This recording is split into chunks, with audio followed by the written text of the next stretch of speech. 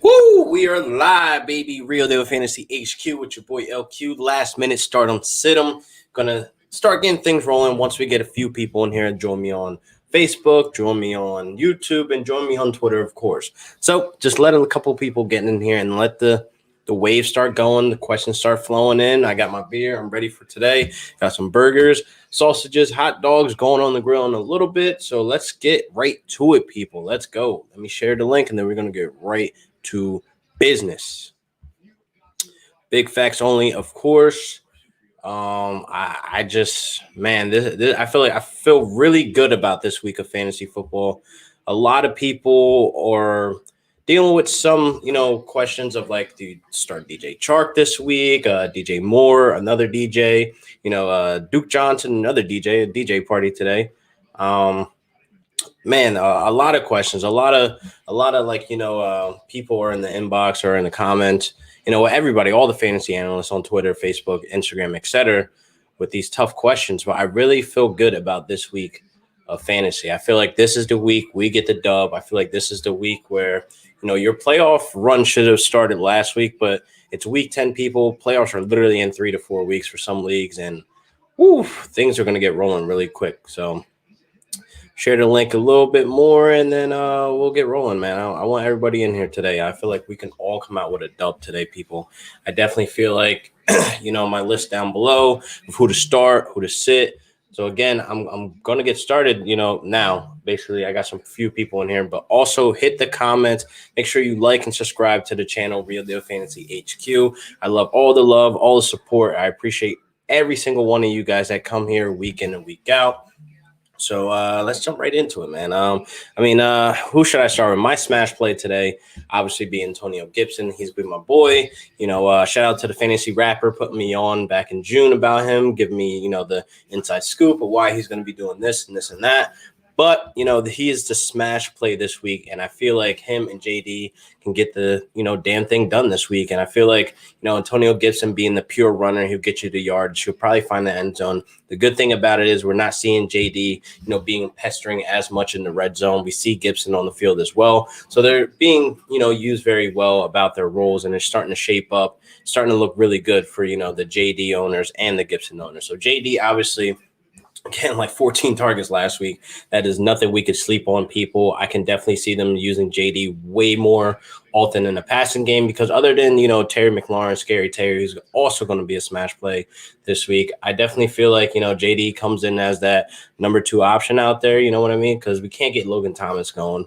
I don't know what it's going. I mean, the beginning of the 4 weeks, he had the volume, he had the targets 6, 7, and then, it started dropping off a little bit. So Logan Thomas is a big disappointment in my book for picking him up on the waiver wire, thinking he'll be a waiver wire hero because the timing when I picked up Logan Thomas was around the time Noah Fant was dealing with that injury with his ankle, and then Johnny Smith was dealing with COVID, so he was out for like 2 weeks, and then he had his bye week. So I really felt like Logan Thomas can come in and be that plug and play, and it just didn't happen. It just didn't, go the way I planned it. But you know what I mean? So back on JD and Gibson, I think these are smash plays today. It can go either way with you people. You know what I mean? It can go Gibson, he'll put up 20 points, and then I'll be okay with JD putting up between 10 to 15 points because these are both flex plays, people. So these are the 2 smash plays. I know I don't have JD's name up there, but obviously, if Gibson's being limited because he was going into this week with a shoulder injury, so we weren't 100%. But Ron Rivera said, "I'm not worried about it. I'm looking forward to him playing, come Sunday." So it was a full send as of Thursday. We heard about Gibson's injury, but they might play it a little soft on him. So this may be a JD game, but either way, you're going to get points out of it too.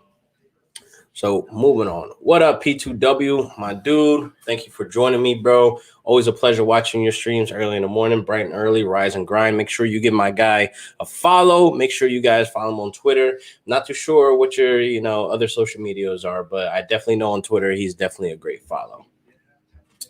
But let me get right into the pump the brakes. You know what I mean?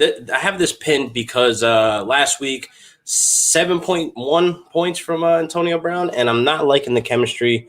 I'm not liking the things that I'm seeing, when it comes to Brady and Brown with their connection. I'm not feeling it just yet. You can't expect a guy that's been removed from football for about X amount of weeks, X amount of months, a damn near year. I don't know exactly what his off-season training was. I know we've seen videos here and there, but we also seen the fuckery he had going on with his ex-wife, whatever the fuck he is, whatever she is to him. But I feel like we're going to have to wait like a little bit longer. I don't think this is the week that we start Antonio Brown, but a lot of people started him last week, first game, and they got murdered. You know what I mean? I don't understand really how they got murdered, but they got murdered. And Antonio Brown will not be seeing starting lineups for me or any of, my Wolfpack, fellow mates for, playoff purposes. I mean, you guys are putting players in and you're getting burned by them. Antonio Brown definitely going to be, pump the brakes this week again, back-to-back weeks. What's next? I want to touch on Justin Jefferson. The reason why I got Justin Jefferson sitting this week because they got the Bears. The Bears defense is still a tough defense. It is a division game, so it can be, either way. It can go be wishy-washy. You know how division games are. If you are new here, if you're new to the channel, make sure you like and subscribe. This is my theory on division games. I don't even think it's a theory. I think it's real life shit. You know what I mean? When it comes to division game, you got to throw away the outside stats. So if the Bears are, let's say, I know they're not like a top 15 defense, whatever they might be actually. I throw away that stat. I throw away if they were like top 5 going against a division game. These teams play each other twice a year, every year. So therefore that film, that chemistry, that rivalry is there. So therefore, teams can come out with a dub just by, just beating them on the ground or beating them through the air, of like just going against, all stats that they believe in. But anyway, Justin Jefferson, man, there's only been 2 games where, he had like big games. These are like smash plays. And I feel like we've been getting burned by Justin Jefferson. Not necessarily you guys been starting him every week. A lot of people who have him are like a wide receiver 3, 4, 5 even, based on where they got them in drafts. But I feel like we've been getting burned, and I don't feel like this is the week that we put Justin Jefferson in. We have to wait a little bit more. I do like his playoff schedule, but again, Justin Jefferson going against the Bears this week, he has to get the bench, man. I'm not going to be, accepting anything less than 10 points from him anymore, you know what I mean, for him to be in my lineups. He burned me once, he burned me twice. Not necessarily saying it's against him, but Kirk Cousins, man, he cannot keep the ball in his hand. I mean, interception city is number 2 behind Wentz, which is saying a lot. And interceptions, I think it's like 12, and Wentz with 12, and then I think Kirk Cousins at like 10 or 11. I don't know. That shit might increase today to like 4 interceptions. But you see that Dalvin Cook is back healthy. They're trying to keep the ball out of his hands as much as possible. So therefore, this might be a game where Dalvin Cook, rushes for like 100 yards. You know what I mean? But we shall see what happens. But I do not like the ball in Kirk Cousins' hand. I hate when Kirk Cousins throws the ball more than 30 times because you're bound to get 2 interceptions out of him. So that's my ordeal with that. Justin Jefferson, man, you got to get the bench this week. Next guy I touched on, I shared a video, a little clip about Eric Ebron. I think this is a nice plug and play, people. This is a nice, easy play this week. The matchup, Cincinnati, they are very bad at, defending tight ends. The last 2 weeks, Eric Ebron came in an end zone twice, back-to-back weeks, and I do love that. Back-to-back weeks, he had double-digit fantasy points, which is fantasy-relevant points, especially at the tight end position where you only need 1 of. So I definitely think, Eric Ebron comes in. It's very refreshing to have him sitting on the outside of the top 10. He's inching towards that inside of the top 10, tight end rankings, where it's like, I love a tight end that can see the end zone. I love a tight end that's getting the targets and getting the volume. And I love the matchup. And this could be a trap game, when it comes to real-life football that, who knows? Maybe Cincinnati comes out with a dub this week. Who knows? It's a division game, like I said, wishy-washy. You got to throw those stats out. But I definitely like Eric Ebron this week, getting the volume, getting the touches, and et cetera.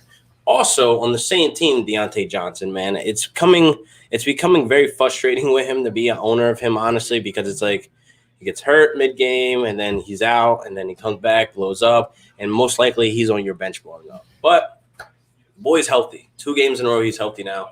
I think he got the back issues out. I think he got the ankle under control where he was out. I think Diontae Johnson is a must start for the rest of the season. Oh, excuse me. But cheers to you guys who are still watching.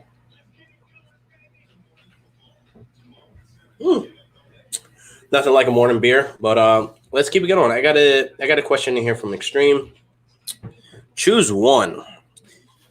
T. Higgins, Kareem Hunt, Swift, Chark, Woods, full PPR. Man, Extreme, man, you got to DM me your league. You got to DM me your squad because You got some tough choices, man. Just for me to choose one, really extreme. Can I choose three? Man, oh man, oh man. God damn, extreme. This is crazy. But damn. I love Kareem Hunt. I love the matchup today against Houston. The game plan may be strictly to run the ball due to, restrictions of weather. I definitely like Kareem Hunt. He's like probably the number one pick right here. Chark could be sneaky good. He could be sneaky good against Green Bay. That could be something that he'll end up blowing up on a lot of people benches. Woods has Seahawks today. Jared Goff is another smash play. Not being a homer when I say that, just based on the stats. But again, division games are wishy washy. I wouldn't full send Jared Goff just yet, and that's me being a Rams fan. You know what I mean? Jared Goff has some type of thing when it comes to big games that are easy wins, and then boom, he shits the bed.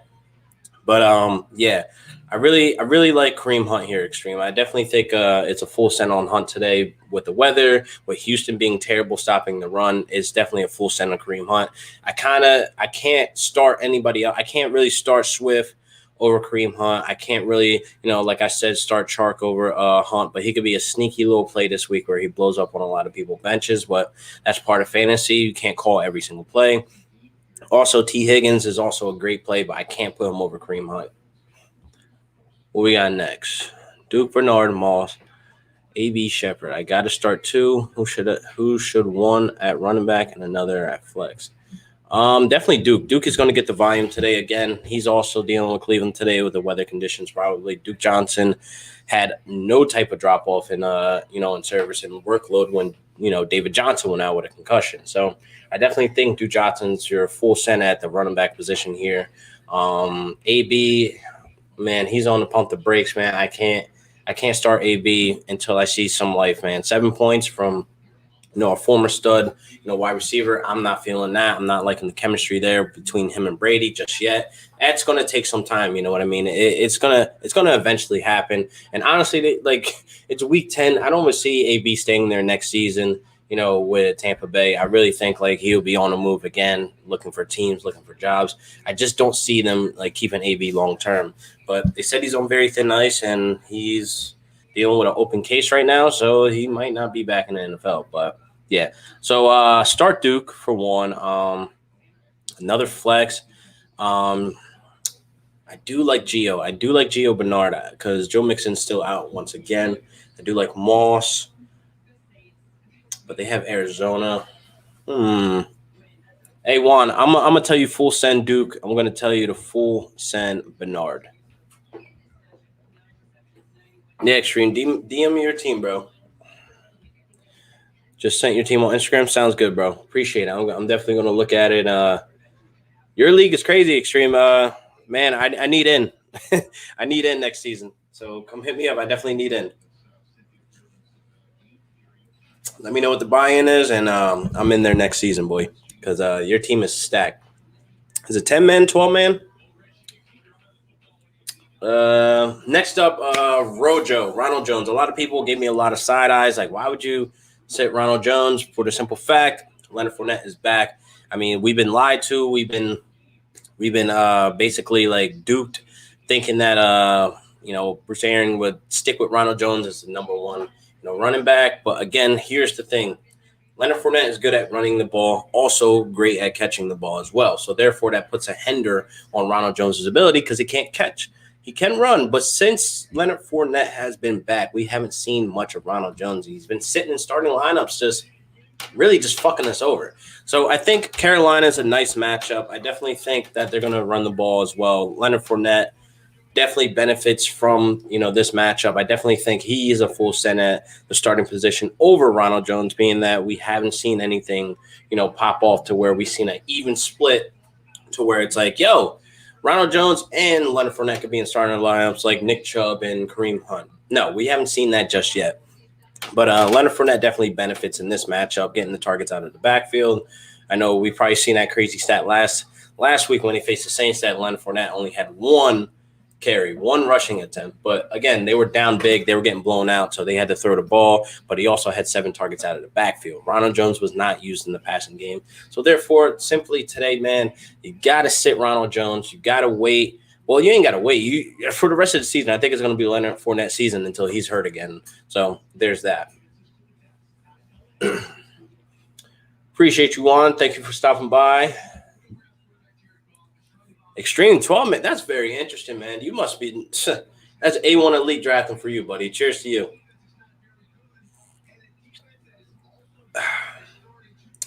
Next up, Darrell Henderson, another Ram, another Ram. I got him sitting this week. I just think this is the problem too. He is a very good, running back. He's competing with Malcolm Brown. He's competing with Cam Akers, etc.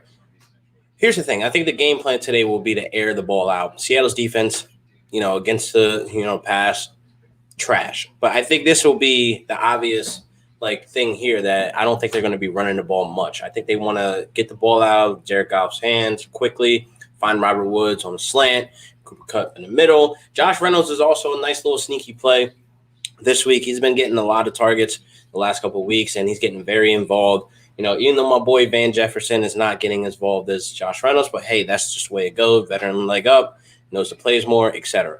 But I think Henderson this week, not being based on necessarily a matchup, not necessarily on his talent, his ability. It's more so of just I think he's going to get game scripted out pretty early in the matchup, depending on how this goes. So if you have other options, obviously, I would definitely start someone else other than Darrell Henderson. Jerry, what up? What up? I see you, man. Big Ben or Herbert, man. Herbert's been on a kill streak, man. He has a division game too. Oh, no, he don't. He has the Dolphins today. Oof. God damn. Dolphins been lights out on defense, man. Herbert may struggle today, but I think they come out with a win. I definitely like Tua in this matchup as well, but I couldn't find myself to put Tua in the starting lineup in one of my leagues. So I got to go with Big Ben on this one, man, even though we're keeping a close eye. I mean, we're inching closer. We're about 30 minutes, 25 minutes from kickoff. I'm waiting for that notification saying Big Ben is a full active, full send, being that he was on the COVID list, being that he was dealing with 2 knee injuries, man. He's old as hell. And I don't even think Sam Bradford can live through that, knee injuries that he's dealing with both right now. But Sam Bradford's a bitch. Big Ben is not. So there's that. But I'm definitely going to start Big Ben this week. I got him in a couple of my leagues in my super flex.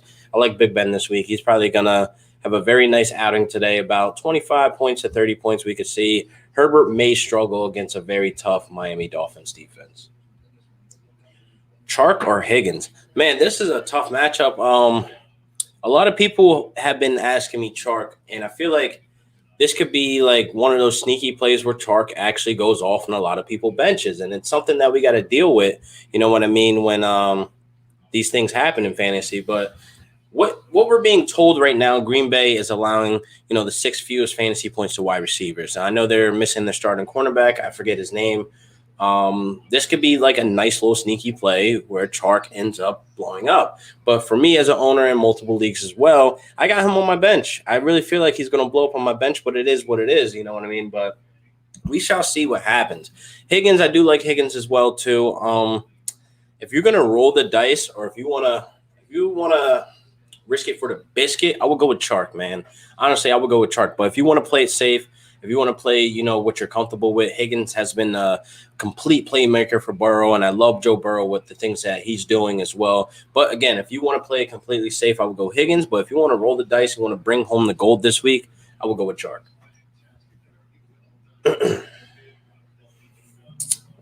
Next up, we got Landry. I feel like Landry today, definitely a nice little matchup, definitely a nice plug and play as well. This will be the first game where we'll see him start as a complete, number 1 wide receiver. And I think that offense that with Baker and Landry has, it runs way smoother. I mean, we can end up seeing Landry hit the end zone a couple times today. It got Houston. But again, I think they're going to run the ball to death. So we might not see a lot of, airing the ball out.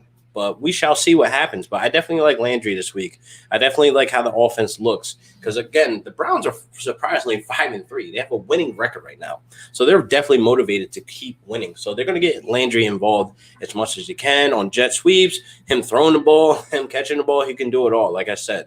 So no Odell Beckham, no OBJ. So this offense is going to look completely smoother. It's not going to look like a lot of forced balls. It's not going to look all, crazy and non-chemistry, not in sync. It's going to look a lot smoother this week. And I actually like Baker, today as well. But, yeah, Jarvis Landry, full send. Got another question by Juan. Thoughts on Jimmy G? Well, season Bay. So you think John Lynch would trade for someone like Ryan or draft a quarterback? Answer is I'd rather draft. Um, Here's the thing. The Super Bowl I use as an example. You being a fan, you probably already know as well. When it comes to Jimmy G, when he's asked to air the ball out, when he's asked to do something above average, we only seen mid tier from Jimmy G. The offense is very fast, very explosive, but we just haven't had that. You know, Jimmy G is like comparison to Tom Brady, or he like you as a Niners fan, you heard this before. You heard that Jimmy G may be better than Brady. Blah blah blah. No, obviously not. But will they? This injury is bad too.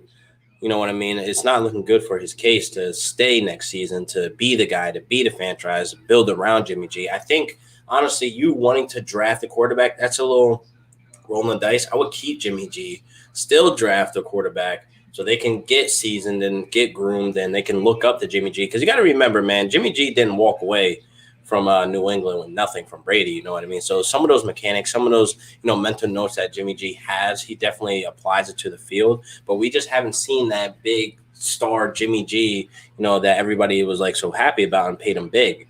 But I don't think this will be his last season overall. I don't think they trade, for Matt Ryan. I don't think Matt Ryan's going anywhere. I would like to see Matt Ryan going somewhere, but I don't know, man. I really don't think, they're going to cut Jimmy G short. There you go, my boy. Uzi! What up? What up? Would you trade Clyde, Galladay, Rager for Tariq and Gibson? Hell yeah. Full send that. Gibson's healthy. I mean, he hasn't, that hindered any, crazy injury. I know he had that shoulder injury going into this week. Excuse me. But Tyreek Hill is on a high power offense, bound to find the end zone. Galladay's dealing with injury. I'm not liking Galladay right now. He's on my shit list, but you can't control injury. You know what I mean? Rager, he's coming. I think he's coming in, 2 weeks clean off of injury. I think he could be very impressive the next couple of weeks. But I definitely am not a huge fan of Wentz. He's leading the NFL right now in interceptions. So for you to air the ball out for a guy that can get downfield and make big plays and you're throwing in interceptions, don't like that. You know what I mean? Clyde has been good. He hasn't found the end zone much as we wanted him to be. We wanted him to, be a touchdown master, but him and the goal line, they don't get along. So I definitely would send all that over for Tyreek Hill and Gibson. I definitely like it. Oh, what up, what up, what up? Should I start Gronk this week or possibly drop him for Fant and Ingram? Gronk is wishy-washy too. He's definitely based on matchups, but we've seen him get more involved. We've seen Brady and him get that connection, that chemistry going. It's growing up, man. It's growing up. I can't say much for the rest of the season with all these weapons and then adding Antonio Brown, that he definitely takes targets away from Gronk as well. Because I don't know if you watched the game last week. It was just one play where Gronk went up the seam. Antonio Brown actually ended up towards the middle of the field, and it looked very weird. Like, who was Brady actually targeting? And Gronk and Antonio Brown kind of looked at each other like, oops. You know what I mean? Was that to you? Was that to me? So there's still some confusion with Antonio Brown with the playbook as well. But again, you can't have Antonio Brown running crazy on the field and not target him as much as possible because he's still a big playmaker. It's just that chemistry and being in sync needs to happen. So for your question, should you drop Gronk this week or possibly drop him for Fant Ingram? I'm not liking it. I would keep it because Fant right now, he's dealing with injuries like almost every other week, and I definitely don't like Ingram dropping passes. He's getting the targets, he's getting the volume, but I definitely don't like these guys being, the guy that you drop for Gronk, where we see Gronk kind of cooking up, where it comes a little interesting, to play him based on matchup. What up, Uzi?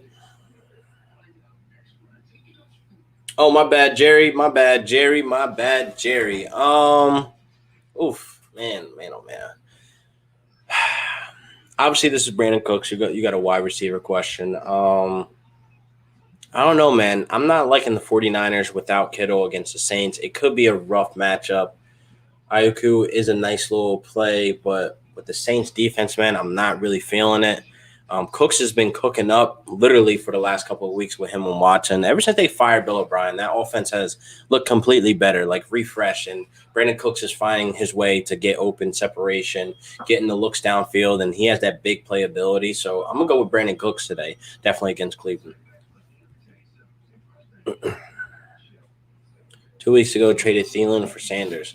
I don't hate it. Again, here's the thing about Adam Thielen this season. He's been wishy-washy as well. I've been using that a lot today because it could be based on matchups where they want to keep the ball out of Kirk Cousins' hand, where they want Dalvin Cook to go crazy. But Adam Thielen, it's still a number one target. Sanders just needs to stay healthy for the rest of the season. I like Sanders for the rest of the season, being that Wentz can use the help. I really don't feel no way about the trade. I feel like it's actually even. It's an even trade, based on injury and based on for the rest of the season. So you made out good there if you're the receiver for Sanders. Who else I want to touch on real quick? DJ Moore. Woo! How did I miss that one, man? I used to be going on a rant about DJ Moore early in the show. We were 26 minutes in, and I haven't mentioned him once. DJ Moore, man, you were the most stressful person I know, and as an owner of you in multiple leagues that I regret. I can't even ship you off when you went up big a couple of weeks, and it's very frustrating. Trade deadline, people. A lot of leagues trade deadline was last week. Mine's is coming up on the 20th, so I still can't get rid of him. But DJ Moore completely blew up against Tampa Bay last time they met, and he put up 20 points, which is something that we want to see from DJ Moore every single week, but we cannot, being that Teddy Bridgewater hates DJ Moore. I don't know if DJ Moore fucked his girlfriend. I don't know who has the issue. I just don't know. There's a lot of times we see DJ Moore open on the under. Teddy Bridgewater takes a shot downfield to Robbie Anderson where he catches it or he doesn't.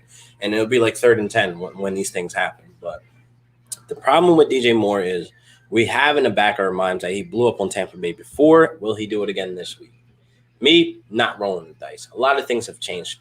Curtis Samuel has emerged as a vital target in that wide receiver core. So with him erupting the last 3 weeks to being the guy that gets more targets than DJ Moore, it's very frustrating. Even Robbie Anderson took a step back the last couple of weeks, being that Curtis Samuel is coming out of nowhere and just taking all the looks. So I definitely do not like that at all.